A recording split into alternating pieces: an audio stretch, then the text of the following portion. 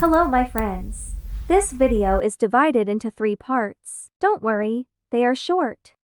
In the first part, I asked ChatGPT to provide me with all the code, that of HTML, CSS, and JavaScript. Then I copied all the code without modifying anything. Knowing that I didn't give him too much detail, I described the project in broad terms. And that was the result. As you can see, my friends, you can click on the input field and enter your task. Then you can add it to your list, which is empty in the first time. When you click on the button, you can see that your task name is added. You can also delete a task by clicking onto the red mark. I think that ChatGPT did a good job, even if we didn't give him so much details about what we want. I also think the same thing, and only in about 6 minutes. Yes, exactly. So let's move to the next part.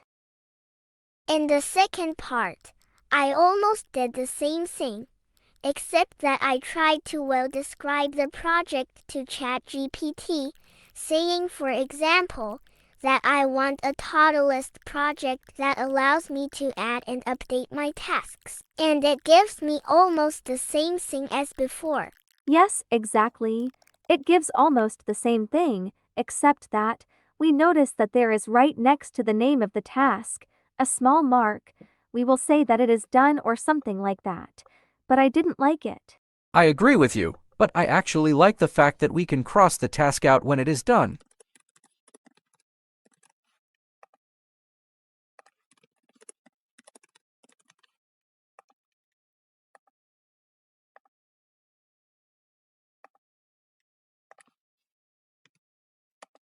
In addition to that, it was also in about 6 minutes. It was just the time that we needed to describe our project. Now, let's move to the last part, and don't forget to tell us about what you think, comparing the 3 ways to accomplish this mini project. In this last part, I tried to write the code myself. First, I imagined what my TodoList might look like, and I tried to draw it like this.